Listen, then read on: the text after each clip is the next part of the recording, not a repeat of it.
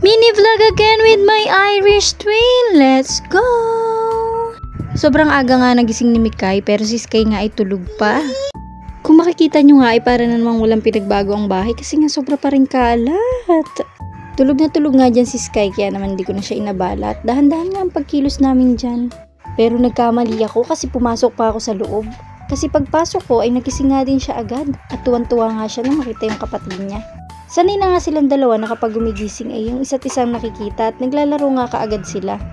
Kahit nga sila lang dalawang magkapatid ay na-enjoy nila ang company ng isa't isa. Napagdesisyonan nga namin itong lumabas kasi nga masarap nga simoy ng hangin kapag umaga, malamig at hindi mainit. Kung makikita nyo nga ay wala pang kaaraw-araw kahit kaunting sinag. Ito nga naman at pinakuha ni Sky yung bola dito sa labas na siya rin naman na nagtapon. Kung makikita nyo nga ay sobrang kalat din sa labas dahil nga umulan nga at wala nga akong panahong maglinis pa dahil maputik.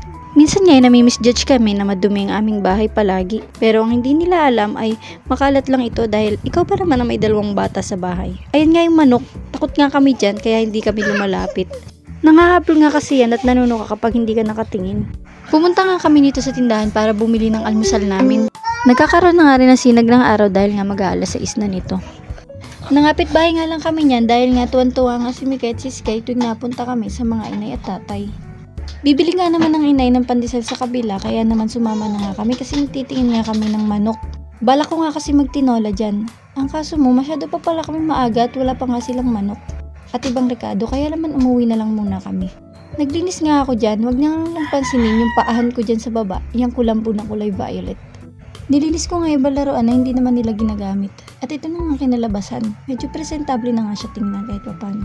Lumabas na nga rin kami pagkatapos kasi nga dito nga kami makikikain kila inay. Nakagisna na nga namin ng inay. At ang inay nga ay napakabait sa kanyang mga apo at mga anak. Apo na nga niya sa tuhod si Mikay at si Sky. Tara, kain tayo! Umuwi na nga kami pagkatapos at liliguan at lilinisan ko na nga sila para makasimula na nga kami ng araw talaga namin. Yun lang muna siguro for today's mini vlog. Bye-bye!